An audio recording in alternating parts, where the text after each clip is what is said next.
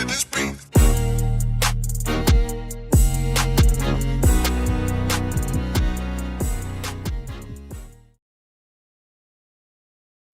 Welcome to another episode of Gamecocks Talk with Captain Will. I am your man, Captain Will. Make sure you like, make sure you share, make sure you subscribe to Gamecocks Talk with Captain Will so I continue to bring you the gospel of Gamecocks every single day. Every single day, y'all. Every single day. Thank you for tuning in. Appreciate you just hanging out with your man Captain Will for a little while to talk some South Carolina women's basketball and the best team in the land. You're not rocking with the best. And since we're talking about rocking with the best, come rock with your man, Captain Will. We got to go today, y'all. I said we got to go one today, y'all. We're talking about is South Carolina the best, and that's capital B-E-S-T, program in women's college basketball. That is the topic of today. Is South Carolina the best program in women's college basketball? Before we start talking about that, we got some Gamecock love going down tonight, 10 o'clock Eastern time. We're talking about the Los Angeles Sparks and Atlanta Dream. We're talking about Sanaya Fagen versus Tahina Pow and Alicia Gray going down. Cool thing about this right here. Cool thing about this is you talk about three Gamecocks on the floor. You're talking about three Gamecocks going head to head. Gamecock love, we everywhere. Tahina Pow will be playing. For those who are wondering, she will be playing in tonight's game. The goggles will be on. So you got Goggle Tahina Pow, lights out herself, playing tonight against the Los Angeles Sparks. And this is a good one. This is a good one. This is a sweet one. This is an important one for Tahina Pow playing in LA, Los Angeles. If you know about Tahina Pow, you know about the Los Angeles Sparks, you know that her homegirl, Kelsey Plum, her mentor for a long, long time, when Tahina Pow was a little Pow, Kelsey Plum was that mentor for her. So they going head to head. Oh, there's a story. I heard a story, and it came from a reliable source that back in the day, Tahina was about in the 7th or 8th grade and crossed up Kelsey Plum. I'm just saying, 7th to 8th grade, she crossed her up. Just keeping it real.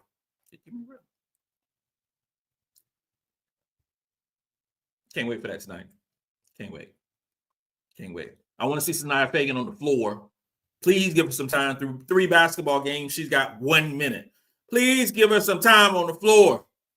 Come on now. Come on. I want to talk a little bit about South Carolina. And the South Carolina basketball team is on fire. We know that. We're talking about South Carolina on May 27th. So you know you ain't talking about too many women's college basketball programs in the latter part of May, but you're talking about South Carolina. You have to. So we're talking about are they the best program in the country? Not necessarily the best team, because UConn beat Carolina handily in the national championship about a month and a half ago. But we're talking about the best program in college basketball. We're breaking down the arguments to and against. It's good, some bad, some happy, some sads. Because Captain Will went to the lab with a pen and a pad. See them bars? I could have been a rapper, y'all. I'm just keeping it real. That just came straight off the dome. That's how I do. I got flows. I got rhymes. I got coffee. We're going to analyze the dominance, the recruiting, future potential to see if Carolina can continue or truly reign supreme. Is Carolina about that life? We'll see. South Carolina's recent dominance is undeniable. If you have been watching college basketball, men or women, you know about Dawn Staley. And if you've been watching any type of television, you know about Dawn Staley. She's been on every talk show. She's been on every radio broadcast. She's been on all over the place hyping up a book. And I must say, the book is amazing. I'm listening to the Audible version. It's amazing. Make sure you get it. Audible. If you like listening to podcasts, and if you're watching your man Captain Will right now, and you like listening to podcasts, or you want to do the old school way and get the book itself and just be a page turner while you're drinking your wine or you're drinking your orange juice, whatever the case may be, or your coffee in the morning. This program that was built, massaged by the one and only Dawn Staley, the Dawn Staley, three-time national champions, but more importantly, won a championship in 2022, won a championship in 2024, could have won the championship a month and a half ago, has always been in the building, so to speak. You know, it's so difficult to win championships in college basketball. It is hard. Men or women, it is hard. And I think it's more difficult for women to win the championship than men because you have established stars, you have established talent, you have legacy programs that are always going to get terrific basketball players. That's a fact. You know, it's tough, even with the NIL space, for those other programs to jump up to compete against those elite programs. Men's basketball has changed because you got freshmen leading the way and you got the NIL money leading the way. So basically now in men's basketball, if you follow the money, that team will be top 5, top 7 in the country. You just follow the money. It's different in women's basketball. And then the next year in men's basketball, you got to do it all back over. You got programs like Duke, men's basketball, who are going to lose 3 or 4 players to the NBA draft, and they got to redo it all over again. But it's not like that with women's basketball. You have the transfer portal with upwards of 16, 17, 1,800 young ladies that enter the transfer portal, but it's reloading for the major basketball teams. UCLA lost a lot of players in the transfer portal, but they still will be a preseason top 5 basketball team. You know, it changes. It changes. So winning those championships so recently, 2022, 2024, and being in a championship game, you know, in this, you know, month and a half ago, and having the opportunity to win the championship previously against, you know, a so-called opponent not long ago, Carolina's always in the mix. But does that make the Carolina Gamecocks the best program in the country? Dawn Staley has the program that attracts top talent. It every single year we attract top talent. Do we always get the best recruiting class? We do not. We don't. We don't get the best recruiting class. We get really good recruiting class, but you got some of the top talent that doesn't commit or sign with South Carolina. And there's reasons to it. Sometimes, you know, some of those players don't want to compete against, you know, some of the other best players, and meaning that they're going to have to take away their minutes. It happens. Sometimes the recruiters and coaches from other basketball teams talk shade about South Carolina. It happens. Sometimes we just ain't got the spots. It happens. But make no mistake about it. Every top 25 ranked recruit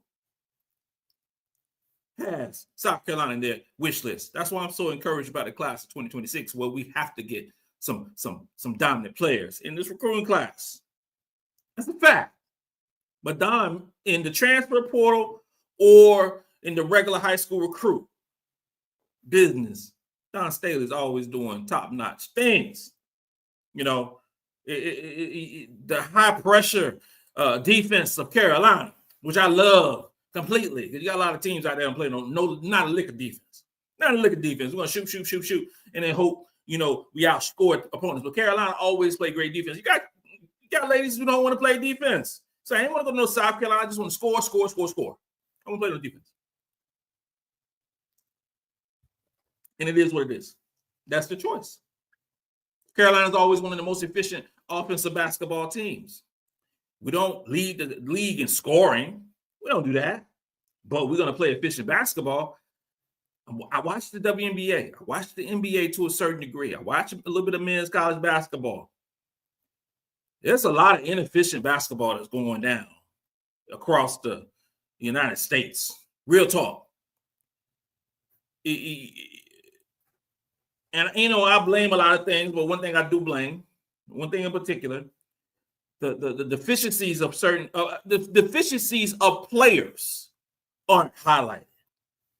They're not highlighted. What's highlighted is, and I love the word highlighted because that's what it are, highlights. What are highlighted are logo three-pointers. In men's basketball, amazing dunks, fast pace, what's not highlighted, number one, is turnovers. There is an abundance of turnovers in the college basketball and in the professional ranks. Abundance of them.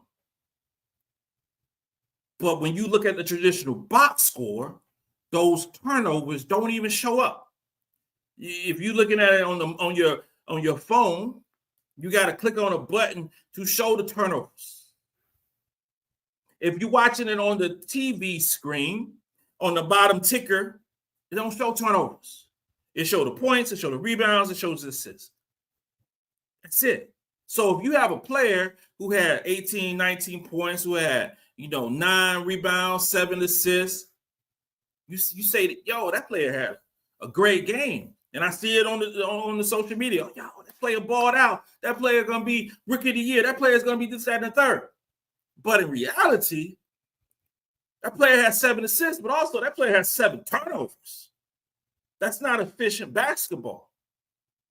But if you don't talk about those things, then that player is playing very good, right? Another thing is defense.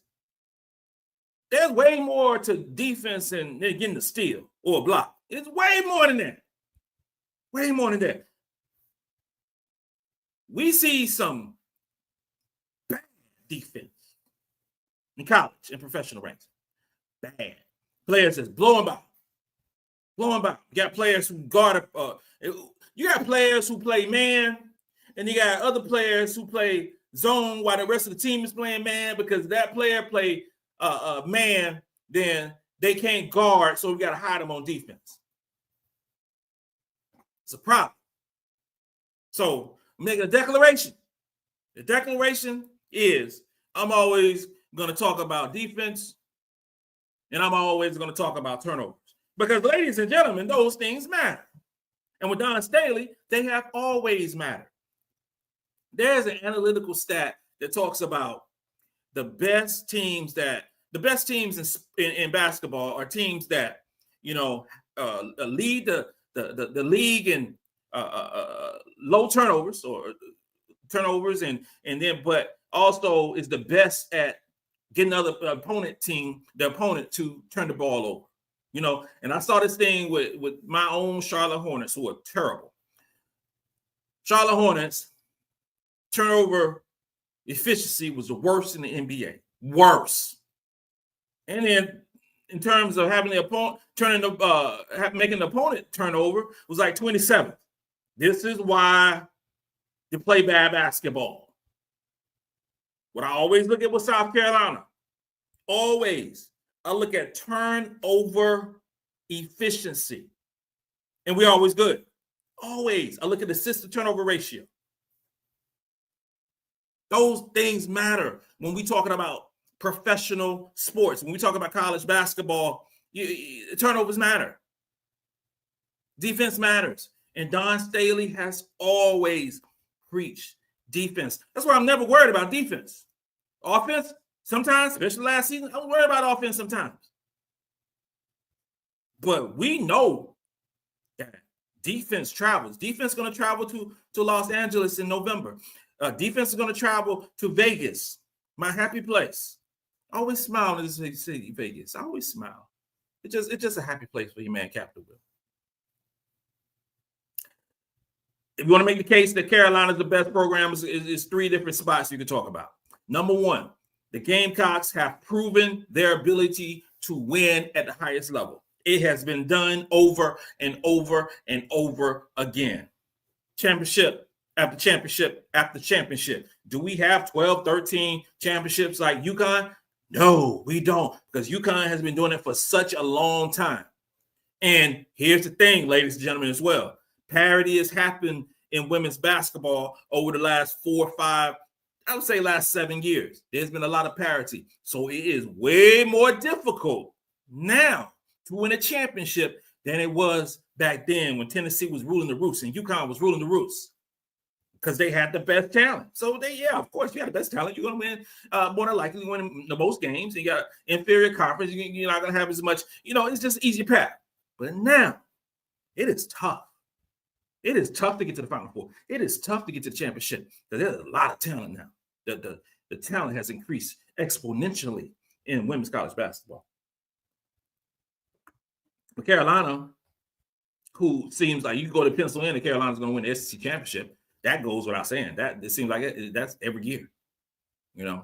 It's a huge upset if Carolina doesn't win the SEC championship, regular season, and the tournament. It just, that's what it is. You can pencil in Carolina going to the Final Four. That's going to happen.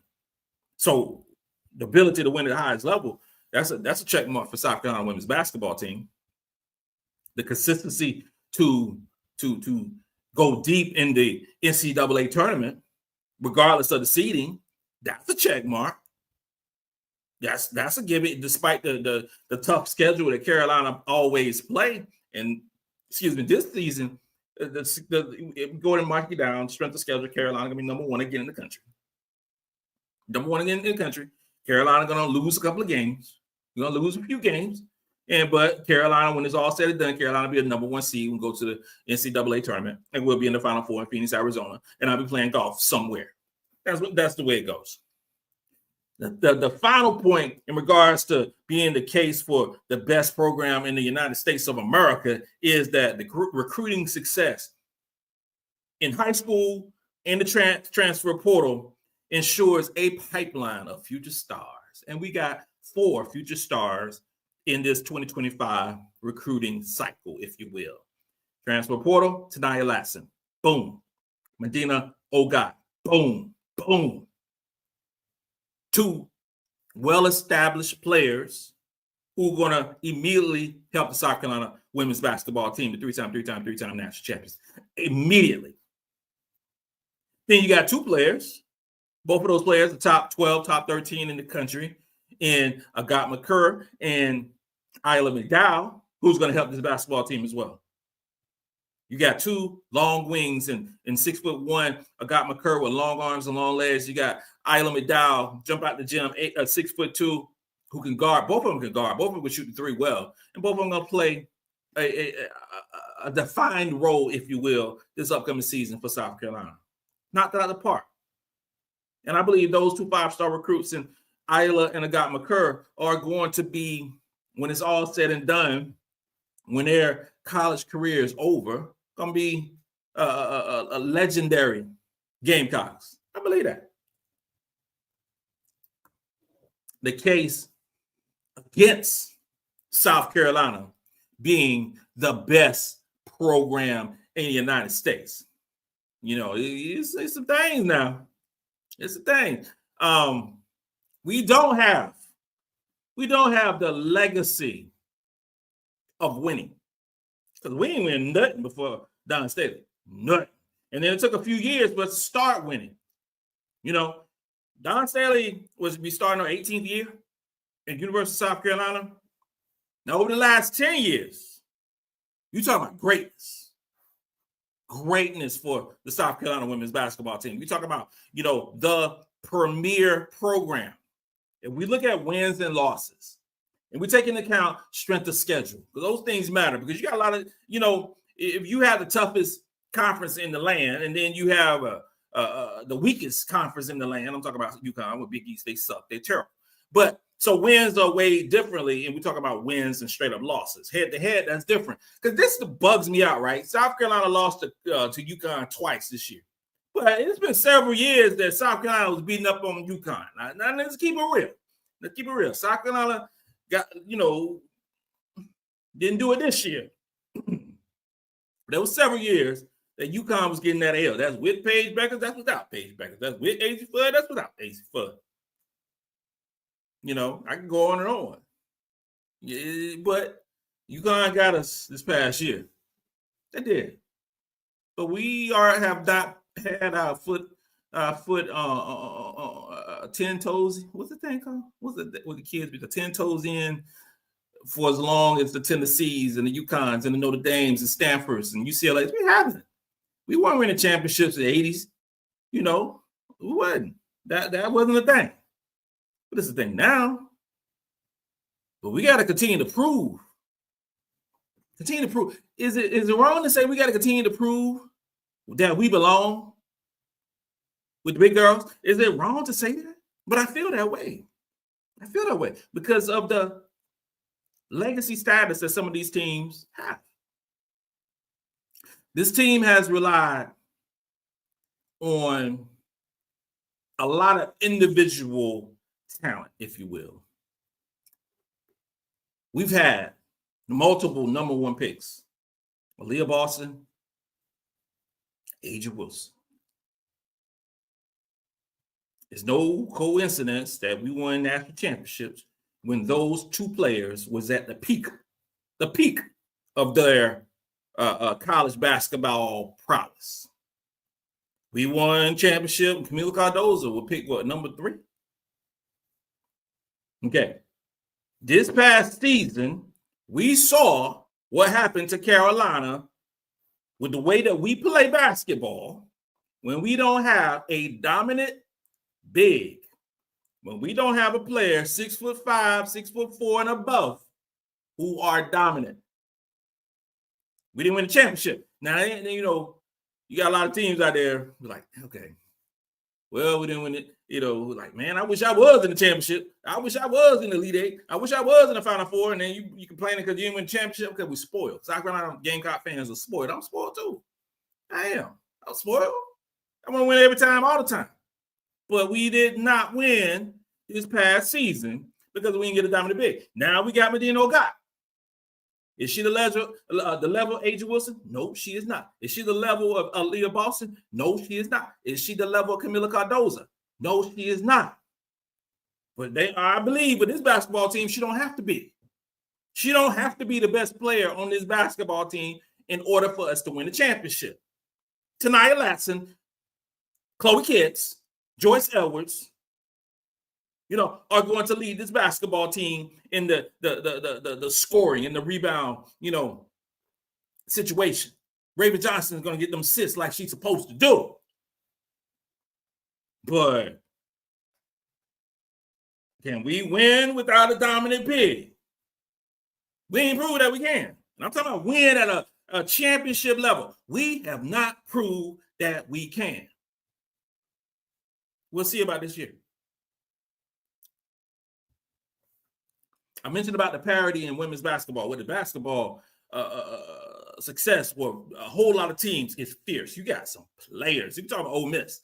Ole Miss ain't sneaking up on nobody. Nobody. You got Maryland who played well and all. It seems like they do well in transfer portal all the time. You got Southern Cal who lost a lot of players. Juju tore ACL. Not going to talk about them too much.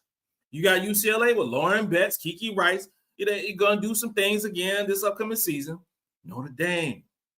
Oh, Olivia Miles gone. TCU, whose whole team seemed like a transfer last year and this upcoming season. It's a lot of players. It's a lot of great players. With UConn. Oh, Paige Beckers is going. Oh, you got Sarah Strong. Oh, you got AC Fudd. You got some other 5-star talent in the basketball team.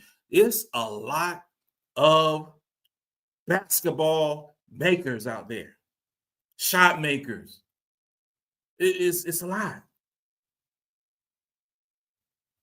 It's so spread out now. I didn't even talk about LSU.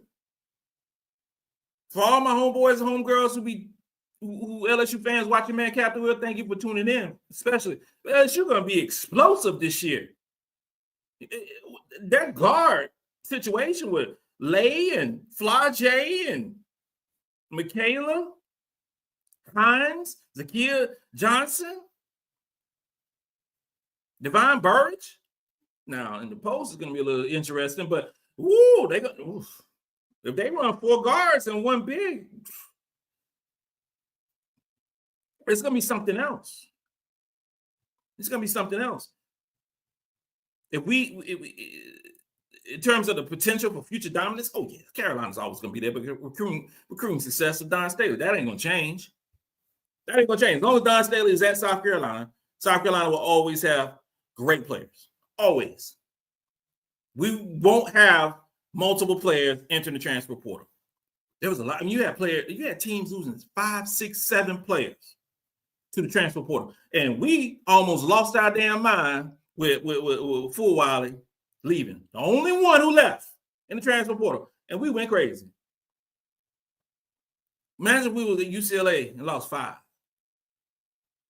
You know, it's a lot of teams that lost a lot of players, and Carolina stayed intact for the most part and brought in talent that was better.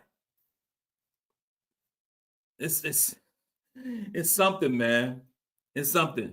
The leadership of Don Staley on the court, off the court, because you watch other basketball teams like, oh, God, thank you, we got Don Staley. Because there's some stuff. It's some mess going on some of these programs across the land. Men and women. I'm talking about arrests. I'm talking about, there's some stuff out there. There's stuff out there with coaches, with arrests and acting a damn fool. It's some, man. Don Staley. That's all I got to say. Carolina's poised to remain a force in women's basketball for years and years and years to come. It's 2025. I want to be having the same conversation in 2035. I don't ever want Don Staley to leave. I want her to be the girl, just coach until you can't coach. I'm forever. Forever. That's what you do. Coach forever. Give Don Staley have a lifetime contract as long as you want to be there.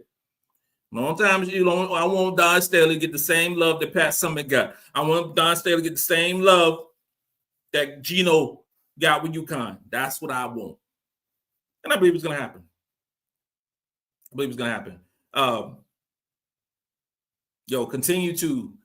Continue to watch the show. Continue to share. Continue to tell people about it. Continue to focus on the good of women's basketball, not some of this crazy stuff that's going on in women's basketball with a lot of some media folks are trying to highlight to get clicks. I don't care about that mess. We're talking about the good of basketball, not the negative part of it. This concludes another episode of Gamecocks Talk with Captain Will. I'm your man, Captain Will. Make sure you like, make sure you share, make sure you subscribe to Gamecocks Talk with Captain Will so I continue to bring the gospel Gamecocks every single day. Ladies and gentlemen, you're now rocking with the best. And since you're rocking with the best, come rock with your man, Captain Will. Let's go.